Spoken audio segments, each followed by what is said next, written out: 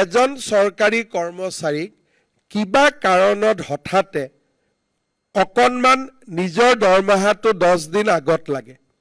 সে মোৰ দৰমহাটো 1 তাৰিখে হ'ব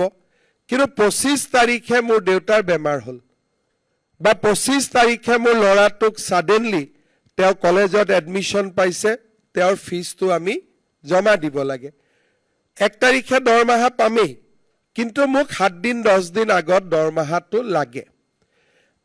ৰাজস্থানত এটা নতুন তেওঁলোকে ব্যৱস্থা কৰিছে যে খুব কম ৰেট অফ ইন্টাৰেষ্টত এনেকুৱা আজিকালি বেংক থাকে যে লগে লগে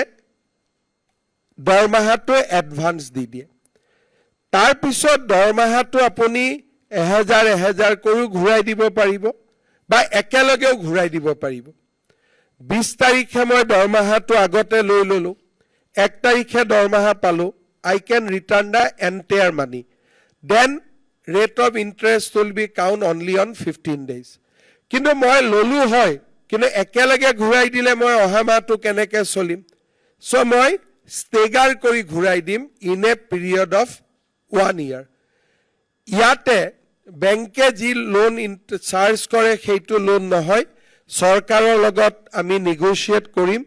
খুব কম ৰেট অফ ইন্টাৰেস্ট হ'ব মেবি 1% যে আমি 15 দিনৰ কাৰণে ধাৰ লৈছো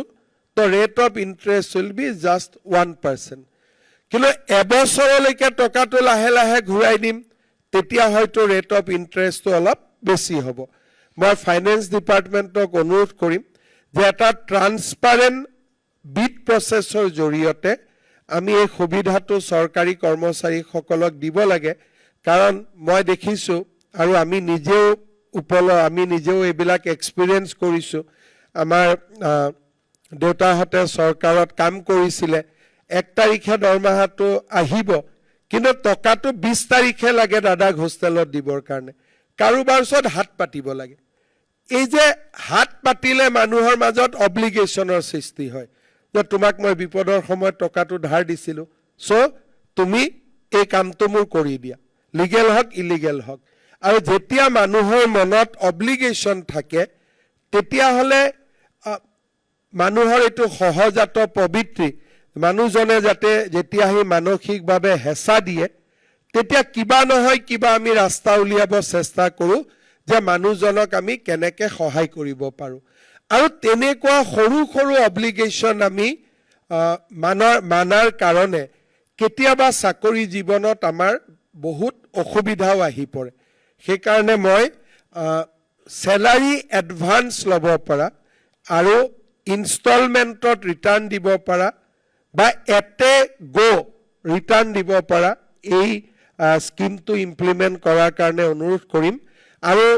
মোক যেটো ডেভছত প্ৰেজেন্টেশন দিছিলে Rajasthan is already implemented the process